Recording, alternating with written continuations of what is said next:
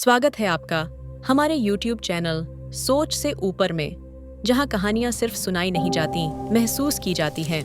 आइए देखते हैं कैसे जिंदगी ने इस कहानी को एक नया मोड़ दिया। आइसक्रीम पार्लर के बाहर फटे कपड़ों में एक छोटी सी बच्ची खड़ी थी। आंखों में मासूम उम्मीद, शायद कोई उसे भी एक आइसक्रीम दिला दे। लोग आते, खरीदते, खाते और वो बस देखती रहती। तभी सब्जियों का थैला लिए मनसुख भाई उधर से गुजरे। नजर उस बच्ची पर पड़ी और दिल भर आया। मनसुख भाई खुद से बोले, अरे बाप रे, इतनी छोटी उम्र में ये उम्मीद भरी नजरें। चल मनसुख, आज तेरे हाथों से किसी का दिन बने। उन्होंने जेब से 20 रुपये निकाले। थोड़ी देर रुके, फिर खुद जाकर उस बच्ची को आइसक्रीम दिलाई। बच्ची की आंखें चमक उठी, चेहरे पर मुस्कान फैल गई। वो आइसक्रीम हाथ में लेकर खुशी खुशी झोपड़ी की तरफ भागी। मनसुख भाई भी मुस्कुरा उठे। वाह भगवान, अगर हर खुशी इतनी सस्ती होती तो दुनिया कितनी सुंदर होती। घर पहुंचे तो रोज की तरह सब्जियां और सामान टेबल पर रख दिए। बहू तनीषा रसोई में थी। बेटा प्रणव अभी तक दुकान से नहीं लौटा था। उन्होंने सामान रखा और अपने कमरे में चले गए। दीवार पर टंगी भावनाबेन की तस्वीर देखी, आंखें भर आईं। मनसुख भाई धीरे से बोले, भावना, आज अगर तू होती ना तो घर कुछ और लगता। उसी वक्त तनीषा बाहर आई। थैला खोला, सामान देखा और फिर हड़बड़ाकर तेज आवाज में बोली, अरे ये क्या, 20 रुपये कम क्यों है? रोज रोज कुछ ना कुछ गड़बड़ रहती है आपके हिसाब में। एक काम सौंपा है, वो भी ठीक से नहीं होता। मनसुख भाई चुपचाप सिर झुका के कमरे में चले गए। कुर्सी पर बैठे, आंखें बंद की और यादों का दरवाजा खुल गया। यादों में भावनाबेन बोले, मनसुख, जब तक मैं जिंदा हूं, घर जमीन धंधा कुछ भी बेटे के नाम मत करना। मुझे प्रणव और तनीषा पर भरोसा नहीं। मनसुख भाई हंसकर बोले, अरे भगवान, वो हमारे अपने हैं, आखिर सब तो उन्हें ही देना है। भावनाबेन सख्त स्वर में बोले, हां, लेकिन जब तक मैं हूं कुछ भी उनके नाम नहीं होगा, समझे? फ्लैशबैक खत्म। आंख खुली तो दीवार पर वही तस्वीर थी। अब भावनाबेन नहीं थी और उनके बाद बेटे बहू ने वाकई रंग बदल लिया था। अब रोज तनीषा की शिकायतें बढ़ने लगी। तनीषा बोली, अब मुझसे नहीं होता, ये घर, ये काम सब अकेले नहीं संभलता। पापा बस बैठे रहते हैं, काम कुछ नहीं करते। इन्हें वृद्धाश्रम भेज दो, नहीं तो मैं अपने मायके चली जाऊंगी। प्रणव थोड़ा झुंझला कर बोला, बस करो तनीषा, बार बार वही बात। तनीषा बोली, तो करो ना कुछ, हर दिन यही हाल रहेगा क्या?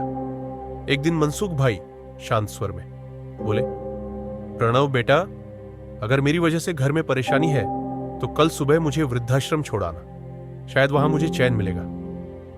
अगली सुबह सब तैयारियां पूरी थी। मनसुख भाई ने अपनी पत्नी की तस्वीर दीवार से उतारी, थैले में रखी और पूरे घर को आखिरी बार देखा। धीरे से झुके, घर की चौखट को प्रणाम किया। मनसुख भाई धीरे से बोले, ये घर नहीं, यादों का मंदिर है, लेकिन अब शायद इसमें मेरी जगह नहीं। आंसू पोंछे और भारी मन से कार में पीछे की सीट पर बैठ गए। घर धीरे धीरे दूर होता गया। 2 घंटे बाद कार वृद्धाश्रम पहुंची।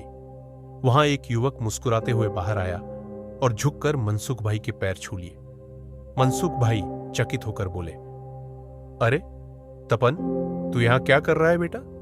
तपन मुस्कुराकर बोला, काका, मैं रोज 2 घंटे यहां सेवा करता हूं। लोगों की मदद करना, ये तो मैंने आपसे ही सीखा है। आपने ही तो मेरी पढ़ाई का पूरा खर्च उठाया था। मनसुख भाई की आंखें भर आईं। भगवान, आज भी कहीं ना कहीं किसी दिल में मेरी जगह बची है। तपन उन्हें ऑफिस ले गया, कागजों पर साइन करवाए और बाहर आया। फिर प्रणव और तनीषा के पास जाकर ऊंची आवाज में बोला, ये लो नोटिस, तुम्हारे पापा ने तुम दोनों पर केस किया है। घर, जमीन और धंधा सब लौटाओ, वरना जेल के लिए तैयार रहो। तनीषा कांपते स्वर में बोली, कौन सा केस? पापा ने कब किया ये? तपन सख्ती से बोला, मैं एडवोकेट तपन हूं और अभी अभी इन कागजों पर तुम्हारे पापा ने साइन किए हैं। प्रणव के चेहरे पर हवाइयां उड़ गईं। उसे सब समझ आ गया। कल जब वह वृद्धाश्रम आया था, तब तपन ने सारी छोटी छोटी बातों की जानकारी भी क्यों ली थी? तभी तपन ने सब नोट कर लिया था। और आज वही पलटवार था।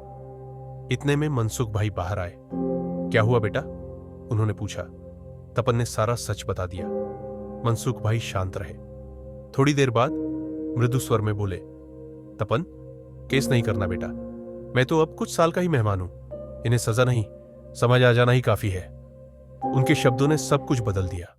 प्रणव और तनीषा फूट फूट कर रो पड़े। प्रणव बोला, पापा, हमें माफ कर दीजिए, हमसे बहुत बड़ी गलती हो गई। तनीषा बोली, हमने आपको समझा ही नहीं, माफ कीजिए पापा। मनसुख भाई ने दोनों को गले लगा लिया। बस बेटा, अब दिल में प्यार रखो, झगड़ा नहीं। तनीषा ने दौड़कर उनका सामान फिर से कार में रखा। प्रणव ने पिता का हाथ थामा और उन्हें वापस घर ले चला। तपन मुस्कुराया। उसने पीछे का दरवाजा खोलना चाहा, लेकिन वहां तनीषा पहले से बैठी थी। तपन ने आगे का दरवाजा खोला और मनसुख भाई मुस्कुराते हुए वहां बैठे। कार चली। वृद्धाश्रम पीछे छूट गया और बरामदे में खड़े बुजुर्गों की आंखों से आंसू बह निकले।